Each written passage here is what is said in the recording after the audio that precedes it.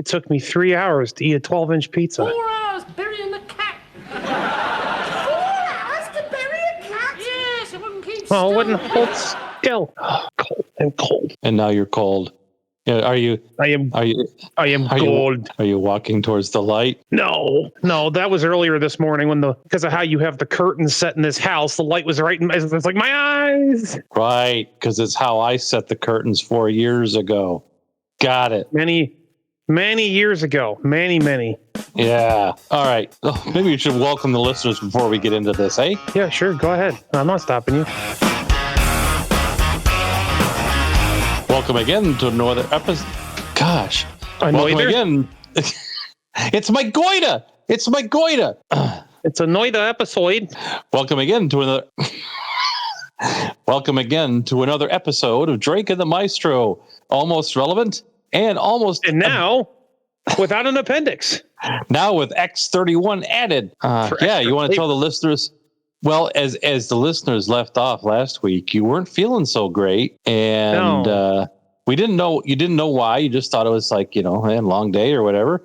So fill us in on why you weren't feeling so great. Well, it turns out I've been sick for a while and just didn't know it because apparently your appendix can be infected for a long time without even showing any symptoms, and then suddenly it'll be painful, real painful, and then suddenly it'll be really painful, like the worst pain you've ever experienced in your life times 5. And so, yes, listeners, my appendix ruptured in Potterville, Michigan. My appendix ruptured while I was laying in my bed of my truck. Right. So, word to those of us who've never experienced it.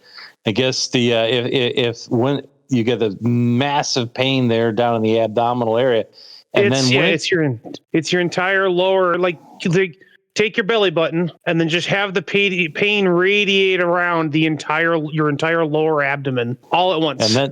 And then that's when it's time to go get it looked at, not laying your bunk, because when it shifts, because it shifted down? So what happened? It shifted downward. Yeah, for you? It started up above my belly button as like a light, kind of intense, but kind of light pain, kind of like constipation.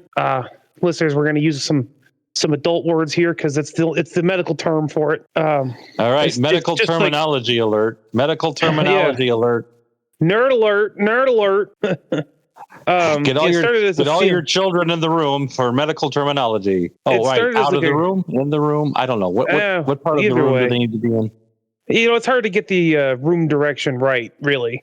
It started as a pain above my belly button, kind of like constipation. If you've ever been constipated, you know what that feels like. It's like a kind of sharp, kind of stabby pain. And I was tired all the time. That was why I was laying there, because I had this pain and I was just worn out from delivering my load. And I was laying in bed just because I couldn't have kept my eyes open to drive home if I wanted to. I was exhausted. Okay. And you drove with this pain for like 2 days, right? For 2 days, yeah. Right. It wasn't just... Yeah, and I didn't go very far. Right. Yeah, it was off and on, and it was come and go. That's what kind of led me to the constipation thing. It's like it's coming and going, and it gets better with bowel movements, and it gets worse when I don't, and yada, yada, yada. So that's what kind of led me to that initial diagnosis. And even the doctors post-fact said, yeah, that's pretty reasonable to think that way. Why would you assume it's the worst thing possible that could happen in that area, right? Because that's what we do these days. Well, just automatically assume the worst. No, some of us just assume that it's the simple thing, and want it to be the simple thing because they have plans that weekend and don't want to ruin the plans. But my appendix said, no. Which is a sure guarantee. Yeah, exactly. That was the clincher. If I'd have just been going home to like celebrate my birthday and do nothing for a week, it would have been constipation. I would have passed the largest turd in the history of man and been just fine. But instead, because I had plans and I had spent money and my friend had spent money to come see me, my appendix ruptured. And I can tell you almost down to the minute when it happened, because it did. It started above my belly button, and then all of a sudden there was a heat in my chest, and the pain went down, straight down below my belly button, straight into my gentleman bits, and then spread from there to the right and left. It actually went both directions. It's only supposed to go one. It's supposed to go to the right, but Mine Well, went right there's- and left, and it was my entire lower abdomen and my hips and everything were on fire. Right. You're not going to walk that one off or drive it off or whatever. No, there was no. I tried. Believe me, listeners, I tried. I was like, no, it's just moving. I was in total denial. I was in so much pain and deliriously in denial of just like, no, it'll be fine. It'll be fine. This can't be happening. I drove like 45 minutes with probably the most intense pain in my abdomen I've ever experienced. No, most intense pain I've ever experienced, period. I made it to Battle Creek, Michigan, and stopped because I thought, okay, I just need to use the bathroom. Like that was the feeling I was having. So bathroom time. So I went to the bathroom, nothing happened. And I got up and I was sweating. Now keep in mind, it's 45 degrees outside, and I'm sweating like it's 110 and I'm in Phoenix and I just got done running. I just ran a marathon nonstop. That's how much sweat.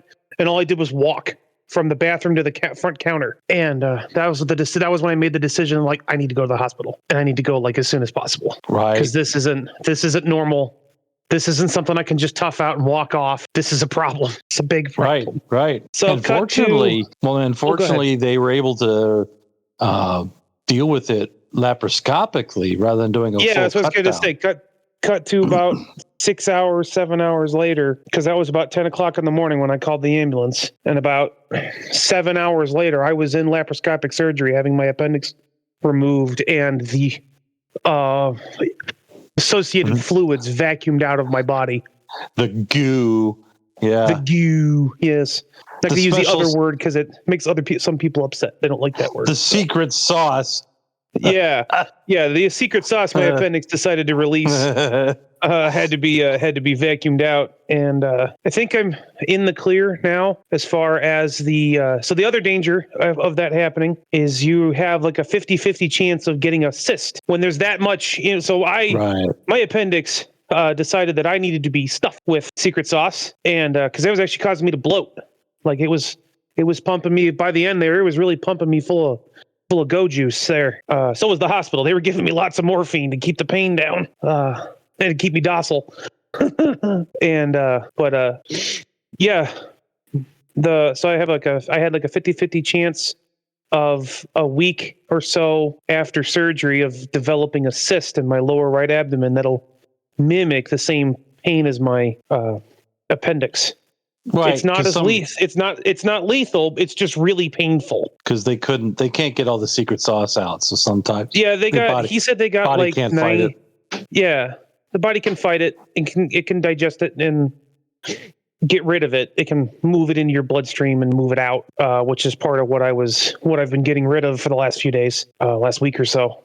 The doc said that after like a week and a half, if nothing's happened, it probably won't, because they got like 95% of that stuff out. Yeah. He said if I haven't had it, they said if I haven't had it by my 2 week, for sure, if I haven't had anything happen by my 2 week follow up, I'm in the clear. I'm good. He said, but most likely it's the first 7 days, which was yesterday. Well, that's good. So, yeah. Well, should I fill you in on what you've missed here in the Drake and the Maestro? I've been kind of on a media blackout, so to speak, from all the stuff. And listeners, let me tell you, when you have even laparoscopic, some of you have already had your appendix out, maybe when you were little or as an adult. But as an adult, it sucks. You're tired all the time. I'm just exhausted. Constantly exhausted, tired. I don't want to get up from the recliner. I can't lay down comfortably because of the pain in my abs. And of course, you were on the same kind of hospital bed that I was on, which is basically a couple inches of foam and then a metal grid or something. I got the upgrade then, because mine wasn't a grid; it was solid plastic sheets. So I don't know if that's better or worse, but I kept having them. I kept pressing the call button every few hours so they could flip me over so the grill marks would be even. I was somewhat ambulatory in the bed. Well, I was too. The secret is to grab your roommate's mattress when they're not looking. Yeah, exactly. When nobody's in there, you just take the mattress and lay it on top. That's right. I didn't have a roommate. I was the only bed in that room. Well, I didn't either initially, and then they brought a roommate in, and then there's like, where's the mattress for this bed? I'm like, I don't know what happened to it. So they got a mattress for him. Of course, that means there's a bed down the hall without a mattress. But Yeah. I didn't even have. And you were doing the same thing to them that I was doing too, because you said you were semi-ambulatory, and so was I. And I was just sitting in there, getting slowly grilled by the bed. I'm like, I got to get up. So I was walking around like you were doing. You were walking around back and forth, and I was trying to. I could not get up because of the stitches in my abs. Right. I had a really, really hard time I still do, having a really hard time getting up without sharp pain in my lower abdomen where the big scar is, where the big cut is. Yeah. Well, after my laparoscopic procedure, Doc gave me a bottle of liquid Vicodin, right? Because swallowing pills is kind of a thing, right? And that was the best. My wife says it's the best week of our marriage. I don't remember a thing. I remember sitting down in the recliner and turning on Tales of the Highway Patrol, the old black and white series. So it was before Chips. And then it was a week later. And then somehow I made it through, and I was watching the one where the guy's driving across the country in the Corvette, whatever that was. Was the Gas Monkey Garage guy. No, that was it was the Gumball Rally or something. It was an old black and white.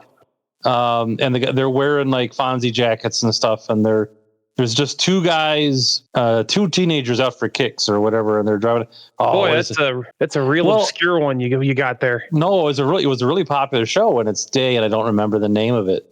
Route 66 or something like that. Yeah. And anyway, so I was walking. I was on like the ICU that I was in was like a quad, right? So you could walk around Yeah, mine was too.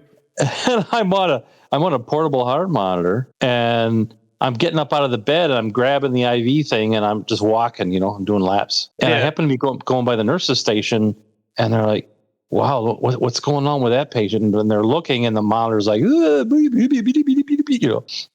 it's like, wow, what's going on? And I look, and I just, honest question, right? I was like, is that me? And they're all like, ah! And they turn around. Now, the funny statement is that instead of going and checking on you because your heart rate's all over the place, they're just standing there going, huh, that's weird. Yeah, that's exactly it. So they deserve the shock they got. Yeah, it's like your patient's heart rate's all over the place. Maybe you should go check on your patient. I don't know. Instead of calling everybody else over and go, hey, look at this. Have you seen this before? Have you seen this before? You guys seeing this? I kind of felt bad for my nurses because I'm not used to, that's my first time ever staying in a hospital ever for myself. Yeah. Long term. I've been in hospitals for my concussion, for the pulled ligament in my knee. I was in the ER briefly to get x-rays and stuff, make sure I didn't break anything in my leg. But I wasn't there very long. It was, both of those, I was only there for maybe a couple hours. I was in and out. Right. Right. So I didn't have any chance to mess with the IV or mess up the IV in this case. I think it was about once an hour, sometimes more often, the nurse had to come in and reset the IV machine because I kept forgetting I couldn't bend my elbow because they had that IV in my elbow, and it's just a flexible tube. And if you bend it, you cut it off, and then the IV machine freaks out. It's like, downflow obstruction. Sorry. One nurse, I was like, I figured out how to reset it on my own. Right. Because I had. It's just reading the prompts on the screen. Right. I just doing what they're doing. All they're doing is going beep, beep, beep, beep. Okay, it's going again. So I did that a couple times. She's like, oh yeah, don't do that. You'll upset somebody. You're not properly certified. Okay. Listen, it's my body. I think I could reprogram the machine if I want to. It's my body. Gosh. And I'll probably, no, it doesn't work. Oh, did you, did you see did you get the County Roadmen? They did a Appendicitis song for you. They did. It's very good. Yeah.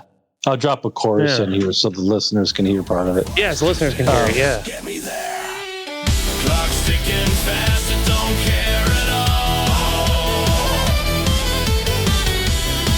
You stand or you fall. Got appendicitis and I'm 2 days out. Can't quit now, I'm gonna finish this round. Pain in my side, but the work's in my veins. Ordinary people breaking up on current events. We're going to go immediately to NASCAR because that's what everybody wants to hear about. Oh yes, that's what everybody wants to hear about. Yes, right. Well, we have our friend SVG, Sean Van Gisbergen from New Zealand. Well, let's be clear, he's not our friend. We're just a fan. He's we're fans, and I'm sure he'd be a friend if when we meet. And that's not a promise. That's a threat. Right. I hope this email finds you before I do. Right. Exactly. Same energy. We'll be friends when we meet. I think the Roadmen did a song about that too. They did. It's a single. Yeah. So, what I'm saying is I'm noticing that because you know how the announcers are, the NASCAR guys, they're all retired. You know how race car drivers are. Bunch of bitchy little girls. Bitchy little girls. Exactly. Yeah. And that's a clinical term, so we can use that. And I was thinking, well, because the whole from Cale Yarborough forward, beating the guy with the helmet because they're in Talladega, and of course that was Talladega, and they were both racing for points, and Yarborough's like, you son of a, he's beating him with a helmet because then Richard Petty cruises for the win, and right, and I'm thinking, we just need more grace in society, and SVG really did, man. The guy's a class act. In the previous race, he was getting bumped and slammed and spun out and whatever because all the other young bucks are like, out of my way, get out of my way, old man, and he was getting bumped by some of these guys that aren't even in the playoffs. They're just young and full of, and vinegar and appendix juice. Yeah. Appendix juice and vinegar. Can we make that an energy drink? Appendix juice. I'll add it to the it burns as it goes down. Oh man, I'll add it to the list. And then when it shifts, you're in trouble. You're in for it. You're really in for it now. Appendix juice. Side effects may include jitters, pain in the abdomen, appendicitis, laparoscopic surgery, and symptoms reminiscent of Taco Bell. Yes. Contact your doctor if appendicitis lasts more than 2 hours. And so they were interviewing SVG prior to the Talladega, and he said, "Yeah, I gotta admit, when I left the track last week, I was really hot. I'm in contention for the playoffs, and that's how these guys are racing me." That aren't in the playoffs, and they're just banging into me and spinning me and whatever. And so the announcer, that's something else I got to rant about, the use of words. Announcer, I was waiting for the announcer. So are you going to be doing, or are you going to do the same thing back? And so now they've set the precedent, because I've heard them say that. Well, now they've set the precedent. And so, and SVG's like, no, I'm not. That knocked me out of contention for the playoffs because they had spun me and banged me up and all that, and I couldn't stay in contention. And he was up there. He was in like the top 5 consistently. Yeah, and just got knocked down. Right, until these other guys just started banging on him for really no reason. And none of this Robbins racing guys. I mean, it might also be they're trying to keep SVG out of the playoff because one of their teammates might be close. Well, that was partially the case too. Right. If they can push him out, one of the other team's cars will get in. But that's not how we do that. And that's it's not, but that's kind of what it's become. That's the politics of racing now. Well, and it shouldn't be. And that's why that came back to we need more grace in society, and SVG set the bar because he's asked by these retired drivers are like, are you all amped up? Are you gonna? And he says, no, I know what it was like to get knocked out by a guy who's racing hard and being very aggressive, and he's not in the playoffs, and what it felt like to have that taken away from me. I'm not going to do it to anybody else. I'm going to race him hard. I'm going to race him clean, and I'm going to win. And he wins, right? And it was a great finish. It was a great finish. 2 cars finished backwards. Ooh. and one sideways. I like the sideways finish. That's always a fun finish. Now that's how that needs to happen. That's how you do it. Chastain was the one who finished backwards. He was also in. Well, he contention. finished on the wall last time. On the backwards. wall, Yeah, now he backwards. needs to finish backwards and upside down, and he'll complete the trifecta. He was close, and it was really good because he spun. He actually spun. I don't know if it was like Logano or somebody. Anyway, spun him around and ended up facing backwards down the track. And so rather than trying to straighten everything out, he's in the straight right before the finish. And so the car hadn't even stopped moving, and he's already jammed it into reverse. And it's full throttle backwards. Sure, why not? And in all the mayhem, he only lost 2 spots to the finish. Pretty good for reverse. That was good. That's pretty good for reverse. And then what's his name sliding in sideways, and then another one backwards. It's just like, yeah. You're gonna have to work on your race car driver names so you can be less vague on your descriptions. I'm kind of being vague on purpose.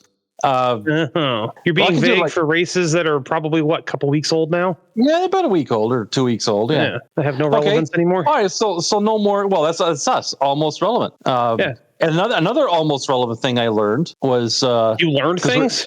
Yeah, I learned things. Our police terminology. This is police nomenclature corner here.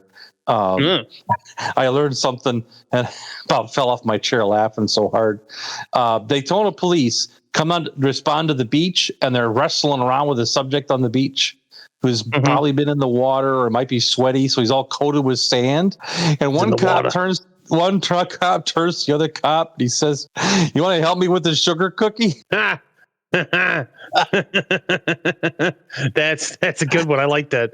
With a sugar cookie or what? Apparently that's the thing where they roll around in the sand like that and get all coated. They call them sugar cookies. I mean, it's an apt description. Indeed, it is. So that's and in international events that you may have missed, there was a lithium fire aboard an Air Busan aircraft in Busan. We're so close to home. Well, I'm thinking Air Busan, lithium fire, train to Busan. What's going on in Busan? Stuff. Like zombies and apparently zombies and lithium fires. Yeah. So I've also finally completed my final evolution into grumpy old man. Oh, excellent. Yeah, because I got the grippy grabbers. Let the hate flow through you. Yeah. I got the grippy grabbers because I can't bend over. So I had to get the old man like pincher claw thing. Yeah, I'm familiar with it. Mm-hmm. I was like, these are great. And I won't have any use for them once this is all over. But no, you can bring them to your old man. I can use them. Yeah, that's what I was thinking too. I'll just bring them to you when I'm done with them because no more popping 3 joints just to bend over and pick something up. Yeah, that's what I figured. So I got one in the kitchen and I got one on the couch here next to me, so that I don't have to carry it back and forth. Oh, well, you need to complete the package and have a holster for it on your wheelchair. Yeah, well, I don't have a wheelchair, so I don't have I can fix that. I don't have a gun, let alone many guns necessitating a rack. And speaking of racks, no, that's not going to work. Here in Technology Corner, which is our final trip around the current events that you may have missed. I was going to say, how many corners are in this room? Because I'm starting to feel boxed in. Well, it's kind of a round room. It's got many corners. They're just rounded. Samsung appliances. A little bit of padding on them, maybe. There's a new feature on your Samsung appliance. Right? Ooh. Oh, is it the ads that they're trying to test out on the fridge? Ads. I saw that. I was like, really? Are we going to do ads on the refrigerators now? Right. And your microwave. Imagine pressing cook on your microwave to cook your Jimmy Dean breakfast sandwich, right? If you'd like to cook this, if you'd like to cook this sandwich, please watch this 30-second ad. I ripped that thing out of the wall so fast. We'll be back to fixing your breakfast after a word from our sponsors. Oh, that thing would get pulled out of the wall and smashed in the driveway. And I want the dumbest microwave you got. Terminated with extreme prejudice. Major Payne just terminate that Batman with extreme prejudice. And on that disappointment, it's time to go. It is time to go. You are correct, yes. Sir. Yeah, it is. And welcome back to the show. Not just the maestro, but all you listeners out there. You're talking to me and the audience. I both, whoever, myself, I almost died. Whatever.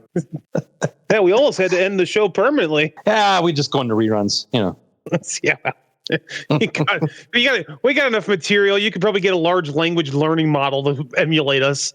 I mean, it'll commit seppuku after about a week, but you probably get a few episodes out of it before you got to reboot it. Like, this is asinine.